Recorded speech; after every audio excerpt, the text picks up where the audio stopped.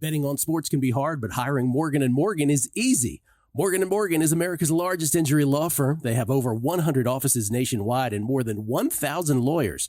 Their fee is free unless they win. For more information, go to forthepeople.com/bestbets or dial pound law, pound 529 from your cell phone. That's forthepeople.com/bestbets. This is a paid advertisement. The numbers told the story, they always do. It's one of those idiots who believe in analytics. This is A Numbers Game with Gil Alexander on VSiN.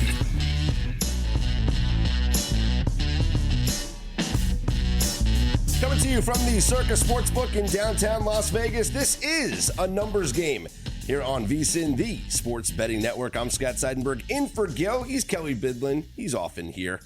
Often, yes. Often. All the time, yeah. Often here. Scott, it's good to have you, man. It's good to be here, Kelley. Let's get everybody ready for NFL week number 15, which will kick off tonight, Thursday Night Football between the Rams and the 49ers. But we have NBA Cup action, which we got to discuss from last night. The semifinals are now set here in Las Vegas. We will have the Hawks advancing after beating the Knicks 108-100 last night. The Rockets, a 91-90 win over the Golden State Warriors with a little controversy at the end of the game, as there was a jump ball situation that was instead called a foul. Free throws to the Houston Rockets, who nailed two to win the game 91-90. Steve Kerr not happy about that. Warriors bettors not happy about that. Or were they, Kelley? Because even though the Warriors lost the game, they still covered the number. Yeah, this is always what we talk about in NBA betting. It's small, these smaller lines. Take the points, lay the money line situation just for your own sanity reasons at the end of games like this. But it was wild finish. I mean, pretty crazy. The Warriors didn't end up winning this game, up 7. They're pretty late. Houston able to come back, win this game. Big win for Houston. We talked about it all leading up to this game. 15 in a row. The Golden State Warriors had won. The last time the Rockets had won was 2020, February of 2020. So a big win for a young Houston team that's going to move on here and win one of the most impressive teams early in the season. Now go on to face Oklahoma City in the semifinals, setting up, I think, a great semifinal. This NBA Cup for me, Scott's been, I think, awesome these first 2 years because you really have gotten some of the hot teams early in the season that have gotten far into this cup. Think Pacers of last year. Now you're talking about some of these teams like the Rockets advancing. Sets up a great Western Conference matchup here on Saturday night. Yeah, and what's interesting is when you look at these NBA Cup games, and certainly we've seen it in the quarterfinals, I should say, these games are going under. 3-1 to the under in the 4 quarterfinal games. And the games last night not only went under, but they went under by a mile. We're talking 30 points. If you played alternate unders on the Knicks and the the Hawks, and you played the alternate under on that Warriors game, I mean, you cashed with ease and got a pretty nice plus money payout. And I think it's something to pay attention to as we move forward into these semifinals here in Las Vegas. First off, yes, it is an NBA style arena.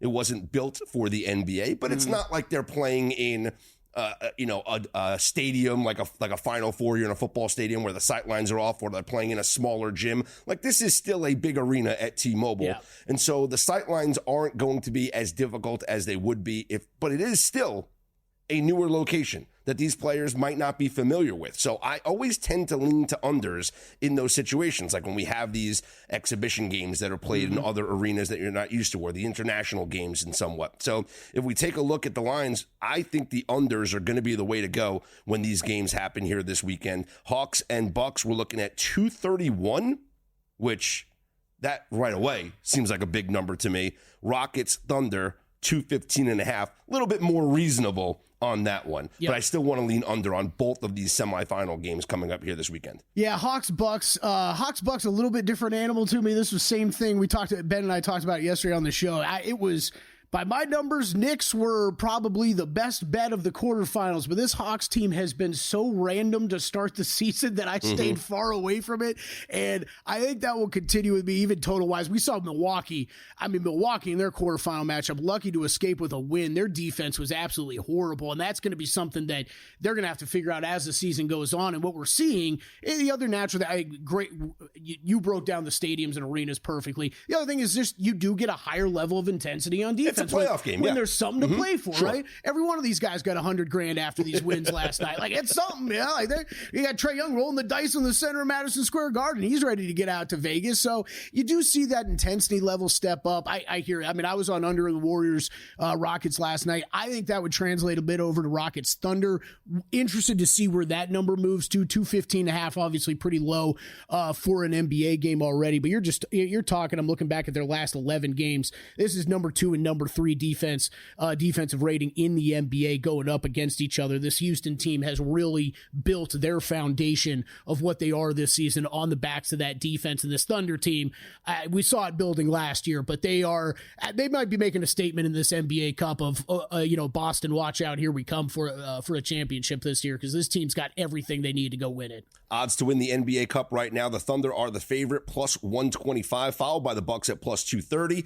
And if you're interested, Rockets plus 400, Hawks plus 600. The NBA Cup semifinals this weekend here in Las Vegas. We focus our attention now on football, where the biggest story in the NFL was actually a college football story, as Bill Belichick returns to the sidelines, and he will be coaching at the University of North Carolina. And I know a lot of people, including myself, were waiting to see which team was going to reach out to Bill Belichick to try and hire him. I'm not so sure that, because I've heard this, Kelley. I've heard this from other hosts and other podcasts and whatnot saying, oh, this is an indictment on the organizations that are looking for coaches in the NFL. He doesn't want to coach the Jets. He doesn't want to coach the Giants. He doesn't want to coach the Raiders. All these teams not interested to Bill Belichick. Well, why would North Carolina be more interested than an NFL program?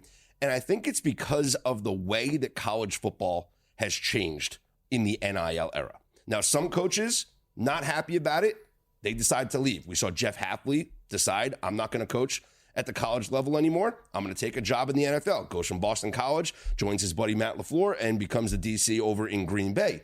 But for Bill Belichick, this is the perfect time for him to take a college job, because it's not so much about recruiting anymore. It's become an NIL business, and that is why you hire someone like our very own Mike Lombardi. Mike Lombardi, if you haven't heard the news, will be departing VSiN as he joins Bill Belichick to be the general manager at North Carolina. And this is a new position.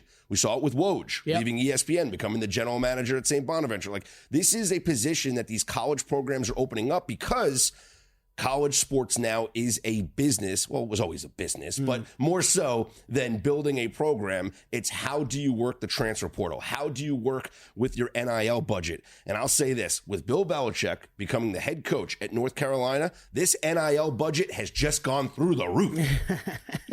It is fascinating, because you're right. We've seen some of these college coaches struggle with it and almost have to, give it up, right? And give up their college careers. And I think it's going to be a really interesting test case with Bill Belichick coming in here. Is it? I think a lot of us think this is more translatable to what an NFL front office situation looks like these days.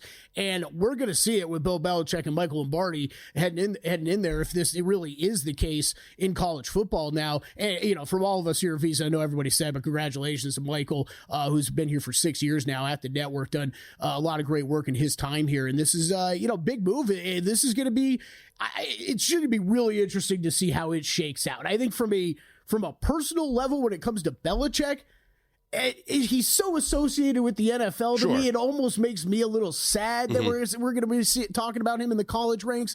But with how much college football has changed, I think these guys are going to be really interesting to see how they handle it compared to some of the other programs. Yeah, I've seen the people that are out there saying, well, is Bill Belichick going to go into some 17-year-old's living room and sit on the couch and talk to the parents and recruit the kid to North Carolina? No, he's going to have a staff that's going to do that. I mean, I can't picture Belichick sitting on the couch going, We got a great program, great facilities over there in Chapel Hill, and I think your son's going to do a great job when he comes over here and be a part of our program. No, but what Bill Belichick is going to do and what Michael Lombardi is going to do is they're going to take a look at the backup tight end, let's say, on Iowa, and offer him X amount of dollars in NIL money to transfer over to North Carolina and then turn him into the next Rob Gronkowski. Yeah. Like, that's what they're going to do. They're going to find talent and work the transfer portal, work this NIL era, this new world of college football that exists now, and that's how they're going to build this program. And having guys that have done it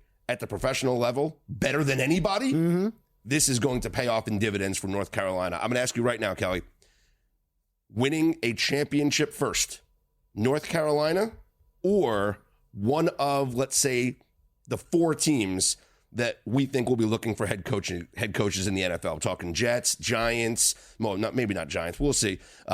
Jaguars, Bears, one of those teams, Raiders. Okay, I'll still go with the NFL answer. Any of those teams, do I get the field? Do I get all of them? And then I'll go with the field. The old team, all the teams that you just broke down. I think just still. We're interested to see how the NFL mindset, I think, translates over to college football, but you still got to build a program, build a culture, all that, right? Even if you can recruit some of the younger guys or get even some of the young transfers, they might take a couple years. The NFL, we see how quick you can change a program around in a year or two if you get the right draft pick. That's fair, right? So that's fair. I think it's kind of a cop-out answer, but to answer your question, I'm going to go with the NFL teams. That's fair. Well, good luck to Belichick and, of course, to our very own Michael Lombardi there at North Carolina. Now, as we focus in on the NFL, it's week 15. It'll kick off tonight, Thursday night football between the Rams and the 49ers. Lots of familiarity between both of these coaches, between both of these teams, obviously playing in the division. And it's interesting when you focus in on a game like this that has so much familiarity, because we can look at prior matchups and we could look at coaching history.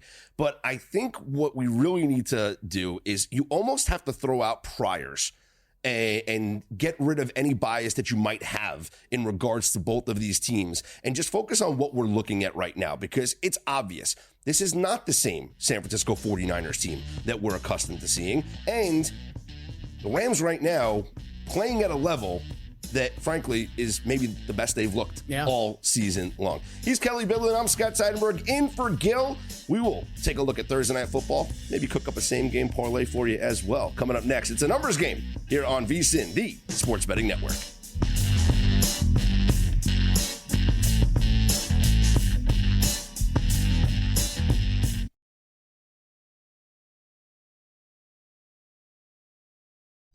A numbers game on VSiN, the Sports Betting Network. Back here on A Numbers Game, I'm Scott Seidenberg in for Gil Alexander alongside Kelley Bydlon here on VSiN, the Sports Betting Network. Thursday Night Football will kick off week 15. I can't believe we're at week 15 already. I know. And then you know how this goes too. The next few fly by like nothing. I know. This is unbelievable. Like, someone texted me yesterday and asked about my Super Bowl plans. And I said, it's too early. But then I looked at my watch to make sure what date it was, because I often forget what date it is. And I said, wait, it's not too early. Yeah, maybe it's not too absurd. We're in week 15 of the NFL season. Playoff spots are on the line. And so week 15 will kick off tonight with the Rams visiting the 49ers, Thursday Night Football. And differing odds, if you look across the odds screen, I just got a flash in front of me. Yeah, me too. Circa has just gone from 3 to 2.5. So the 49ers are now minus 2.5 at Circa. Does that mean that somebody behind us just placed a wager on the Los Angeles Rams +3? Well, I'd say good chance. Yeah, but go look down. Is anybody it's the counter? Looking pretty slim pickings out there right now, Scott. So. Well, it could have been on the app as well. But literally that happened as we speak. And you know what? When Circa moves a line, the other books usually follow suit. As my odds board is flashing right now, we got the Westgate, Bet Online, South Point, where everyone's moving down to 2.5. So updated breaking news, if you want to call it. We have San Francisco minus 2.5 for tonight's game, Thursday Night Football. And the total has gone down now to 48.5. So it started, we were at 49.5 at one point. Down to 49, now at 48.5. So we have San Francisco minus 2.5, total of 48.5. Couple of nuggets when it comes to this game. Obviously, it's a short rest matchup between both of these coaches, and they come from a the similar coaching tree. I mean, they're all Kyle Shanahan guys, or really they're all Mike Shanahan guys. But Kyle Shanahan on short rest in his coaching career, 14-9 against the spread by 2.6 points per game. On Thursdays specifically, 6-3, both straight up and against the spread. As for his buddy Sean McVay, when he is on short rest, 14-6-1 against the spread by 4.8 points per game. On Thursdays, 5-3-1 ATS, covering by 2.8 points. So the idea has always been that McVay is a great coach on short rest. Here we see that Kyle Shanahan also a great coach on short rest, but the numbers slightly in favor of McVay. Again, 14-9 ATS for Shanahan, 14-6-1 against the number for Sean McVay.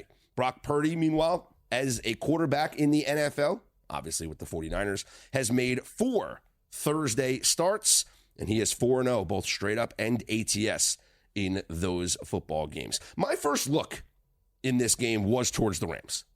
Not at this number, though, Kelley. And this is the importance of numbers, because Rams at +3, Rams at +3.5, that's a number I get behind.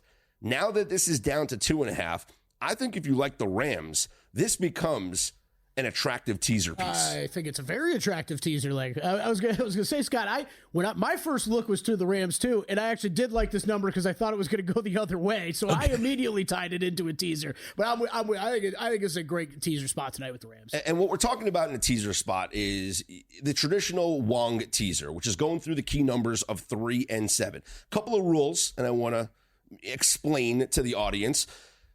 Typically, you only want to play a -120 two-leg teaser. All right, you don't want to pay extra juice, and teasers have become more expensive as sports betting has become more prevalent around the country, so different books do offer different odds, so always shop around to make sure you're getting the best odds on your teasers.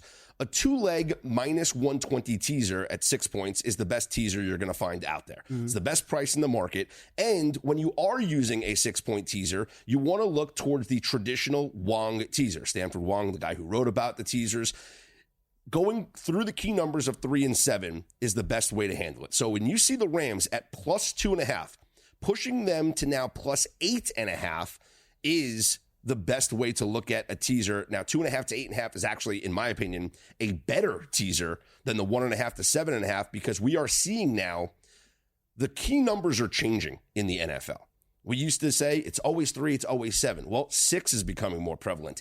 8 is becoming more prevalent because as analytics are getting involved, more teams are going for 2, especially in the late game scenarios where you find yourselves down 14 points. The book's out. You go for 2 when you're down 14. And if you get it, you could lose the game by 6. If you don't get it, you can lose the game by 8. So if you see a 2.5 point dog, teasing them up to 8.5, in my opinion, is the best way to go about a 6-point teaser. So you're already on the Rams plus the 8.5. Yeah, I tied it in with, I actually got it tied in with two sides. Tied it in with Minnesota early in the week, and then Washington on the road. That's my favorite one. Washington on the road against New Orleans this week with the Saints team. Not going to have Carr out there. Not much going on in New Orleans. I think Commanders need a big win this week. So like tying it in with them. But yeah, this is a massive NFC West game that we got tonight. We've been lucky, man. We've had some great Thursday night games here over recent weeks. I think the other part we got to start with this game, Scott, is just the injury report. I mean, we've seen a lot of love for San Francisco this week. I get it. This is look, they got to win this one if they're going to stay alive really in this playoff hunt. You got Dre Greenlaw, Nick Bosa, all look like they're going to go tonight. They are both questionable currently, but both of those guys have been getting some work in this week. I expected at least both of them to go. Yes, Trent Williams still out for this team. Guerendo, it looks like, is looking more like he is going to go as well. Upgraded this morning to probable for Guerendo. So, Niners getting back some of these pieces that have been out for a while. And this is a must-win kind of game for them tonight. I get some of the Niners love, but as you said, man, this Rams team, they're in a stretch right now where this offense is humming and it is working. And now I can get this out over a touchdown, 2 scores. You got to cover by 2 scores to beat me. I think it's a great teaser leg tonight on the Rams. I co-sign that. I love that. And then finding a dance partner, obviously the most important piece is which other team are you going to pair up with the Rams in the 6-point teaser. You said you like Washington, who right now is up to a 7.5-point favorite, so you can get them down to 1.5. Or you look on Monday night and you got Minnesota -7 over the Chicago Bears. The one thing I will say is when you look at the 7-point favorites teasing them down, pay attention to the money lines. Yep. Okay, because when you do a two-leg teaser at -120, essentially each leg of the teaser is -280. So it's like you're parlaying 2 -280s. Well, if you see the money line on a 6.5 or 7 or 7.5 point favorite that's less than -280, just bet the money line. Like, I know people are like, oh, I can't lay -250. Why not? If you think they're going to win, right? It's the same bet, except you're not getting taxed on it now by laying -120, parlaying those two together. So always look at the money lines. It's partially a psychological thing too, Scott. Right? This drives me nuts with NBA. We talked about it in the first segment with the Warriors and Rockets and how you would approach betting that. It's I'm not a big baseball guy. I know you are, but people spend all months and months and months betting baseball, laying money lines. Then all of a sudden the NFL starts, football and basketball start, and they gotta lay points. Yes. And it's not. You can consider a money line still. It's still a bet you're allowed to make. Well, I wanted to take a look at this game, and from a prop perspective, how are we going to handle it? And if you want to combine props and look at a same game parlay, sure, that could be a way to go about cashing in on this game.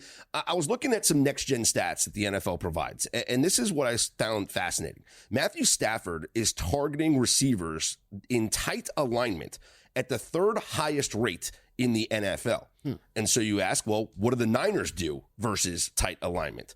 They've actually allowed the 9th most yards per play at 8.7 and the 5th highest EPA in the NFL this year to tight alignment targets.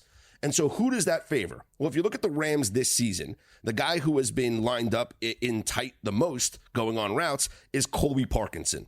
I haven't seen any Colby Parkinson props out there, but if you're looking at one of the guys that, the next up, as far as the big names, I mean, Puka Nakua's at only 28 routes on tight alignment. Cooper Kupp only 23 routes on tight alignment.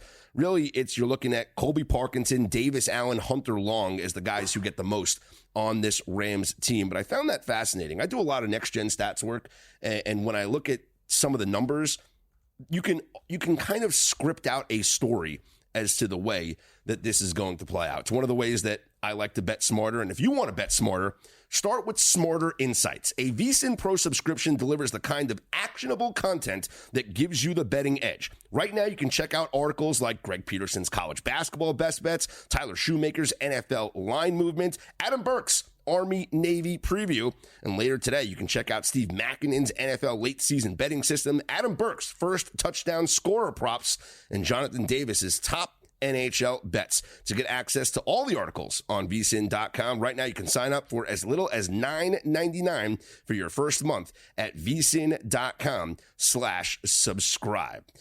I got more on this game, including a touchdown score that I'm absolutely in love with. It may seem chalky, but when I read you the numbers, I think you're going to jump on board with my touchdown score for tonight's game as well. All right, let's do it. But coming up next, let's talk some more NBA. Zach Cohen is going to join us here on A Numbers Game. I'm Scott Seidenberg. He's Kelley Bydlon. This is VSiN, the Sports Betting Network.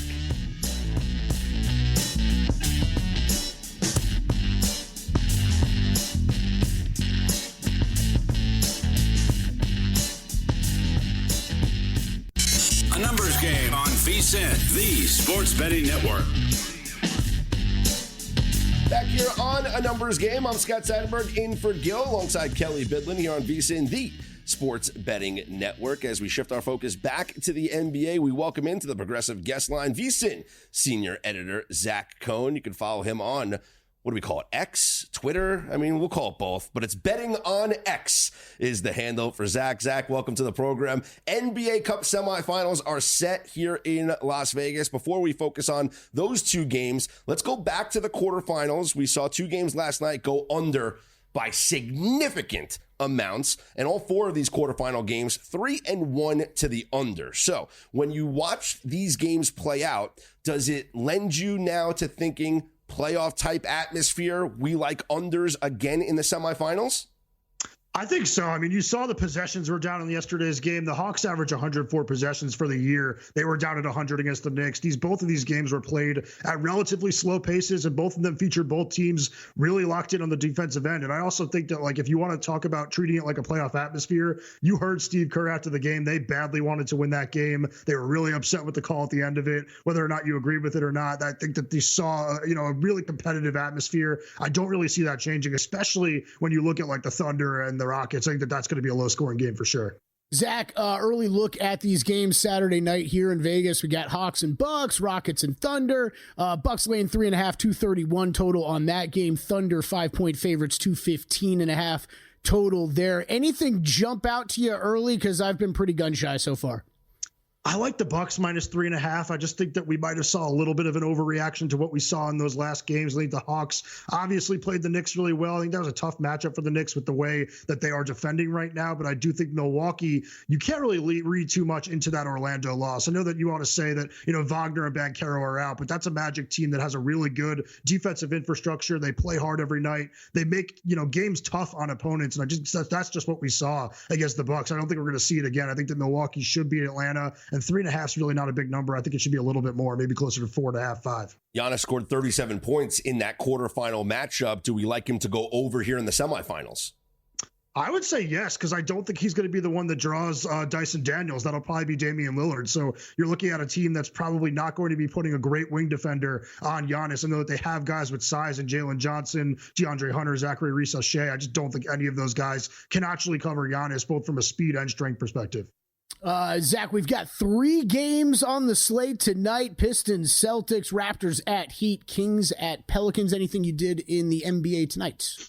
I really like the Raptors plus 10.5. I know that they just lost Scotty Barnes, and it seems like a really bad time to be backing Toronto, but they have been, 7-4 against the spread without Barnes this season. The Heat are just 2-8 against the spread, of favorites of over 10 points over the last 3 seasons. I honestly couldn't remember the last time I saw the Heat as a favorite of more than 10 points, but I do not trust them laying that many points. I think that this Toronto team definitely still has some dudes. They have RJ Barrett as a legitimate MIP candidate. Davion Mitchell and Ochai Agbaji are 2 great perimeter defenders. And now they have their full center rotation back with Jakob Poeltl and Kelly Olynyk. I still think this team is going to continue to be really feisty on a night-by-night basis. Maybe they won't win as many games outright without Barnes, but I think they can be trusted to, keep games from being blowouts. Are you baking in anything for this game or for with the Heat going forward in the near future? Any kind of, turbulence behind the scenes with Jimmy Butler, trade conversations? And to spin that forward a little bit more, what do you think ends up happening with Jimmy Butler, who seems like has picked up in the news cycle here past 24 hours?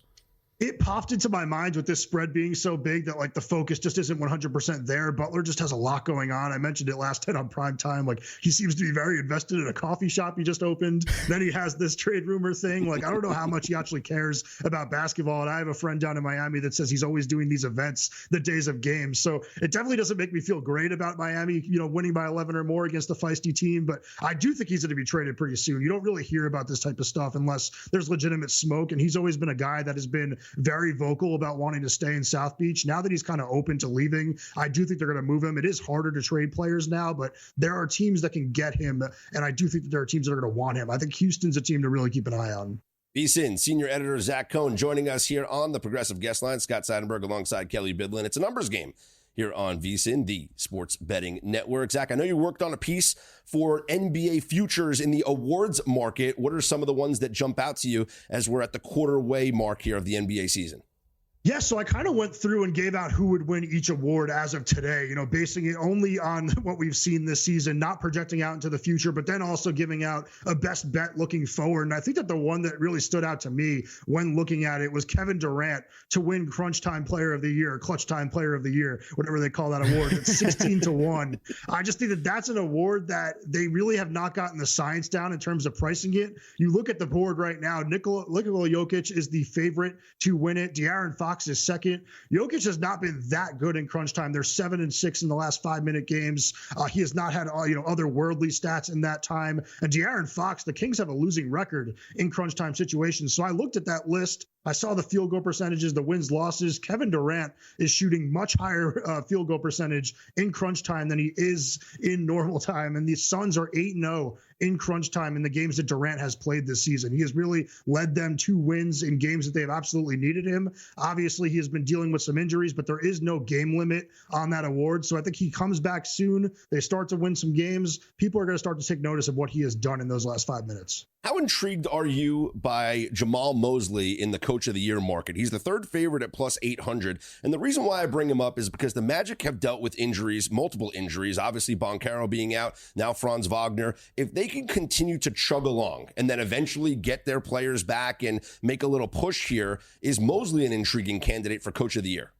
Absolutely. That was one of the ones I put. I gave Kenny Atkinson the Coach of the Year for the first 25 games, but I said that Mosley is the one to watch moving forward just because Boncaro has been out for almost all the season. Wagner is now about to miss, 3-4 weeks at the very least. And this is a team that has played really well defensively all year long, even without those guys. They'll probably continue to be a top 7 or so team in terms of adjusted defensive rating. They just have to find a way to score, but the early returns, even without a lot of guys in the lineup, have been solid. They beat the Suns the other night without both those two stars. They obviously were very competitive against the Bucks. I think if they stay, above 500 or near 500 without those two, Boncaro will come back, and we're going to have to give Mosley some credit. This has been a team that is just about as well coached as any in the entire NBA. Yeah, Zach, I like it too. I do think this is one of those, Scott, I'd probably wait on a little bit. Just if we assume they're going to lose some more games with Franz and Boncaro out, these odds are only going to get longer. The real question, though, is he live for the end of the season? And yes, I completely agree with both of you that he's probably going to be live then. So I think you wait a little bit, might get some longer odds.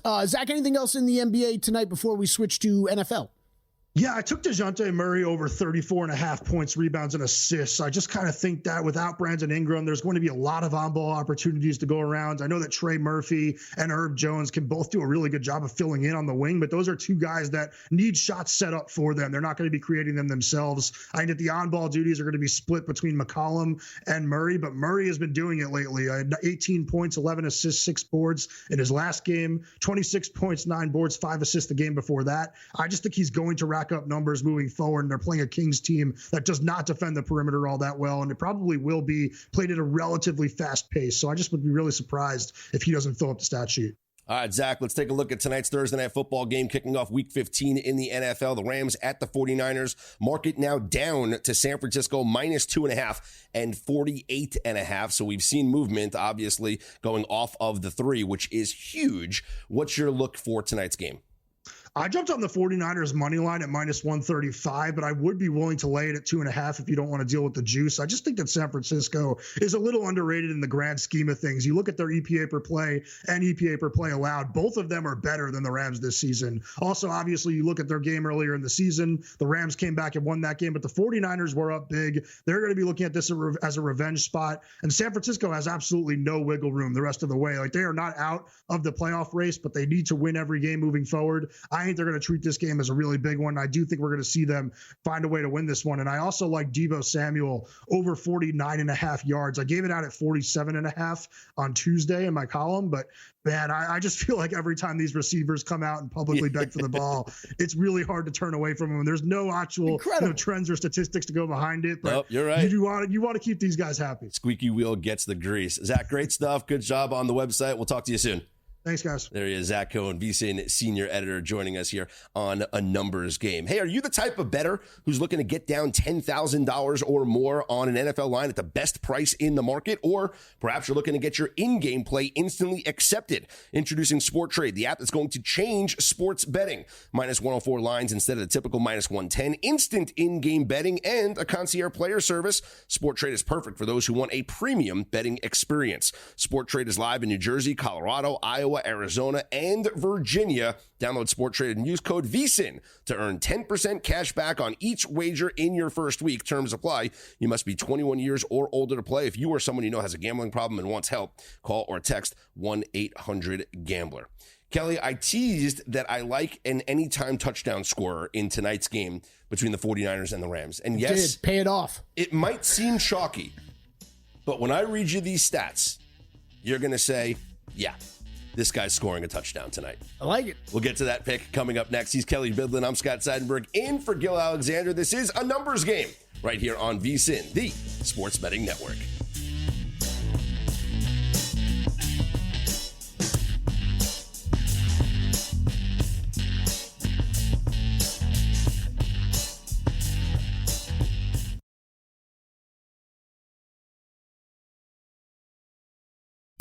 A numbers game on VSiN, the Sports Betting Network.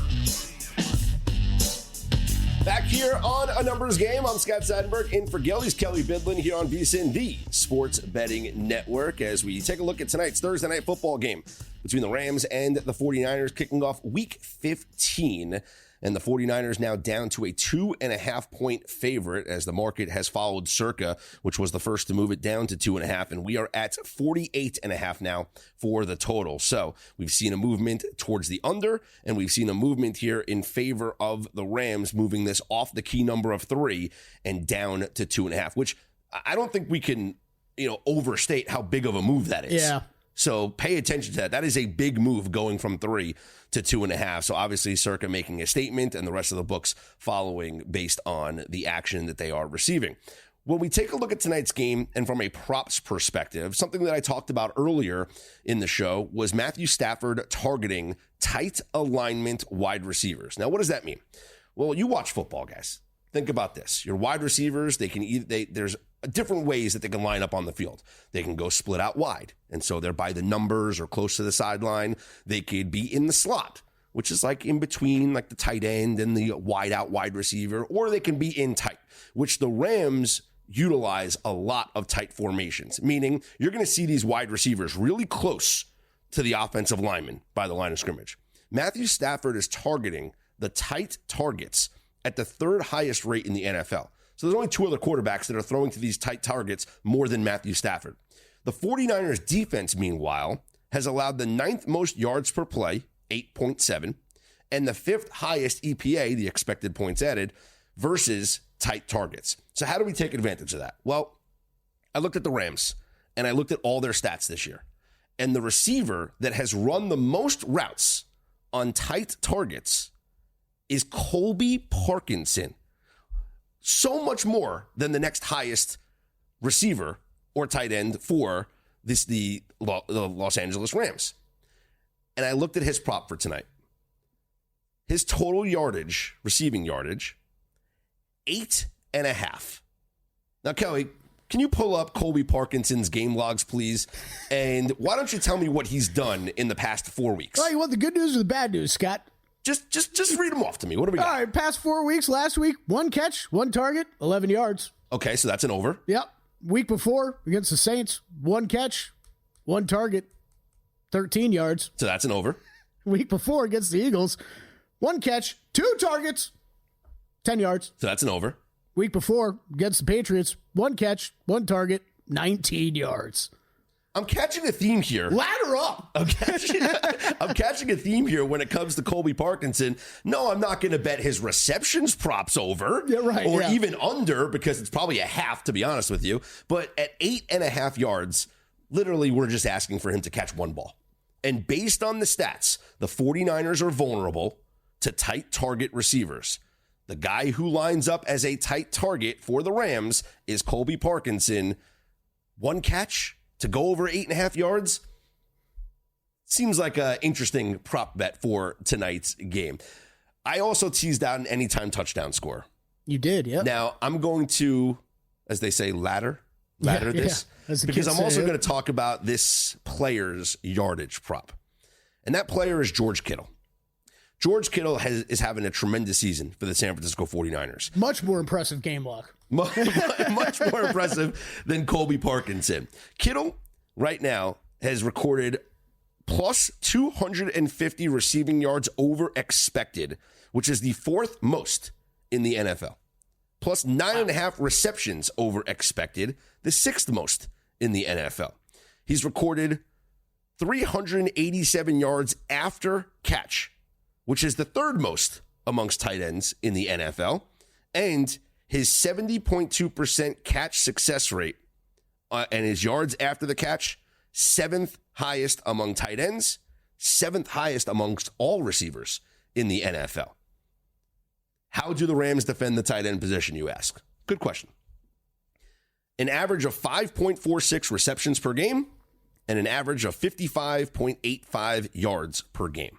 George Kittle tonight has a juiced over on his yardage at 59.5. His reception prop is at 4.5. Which one is more appealing to you?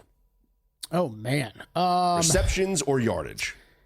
I mean, I think naturally I'm more of a yardage guy anyways, but then especially when we talk about a guy like Kittle, the run after catch ability, it's just...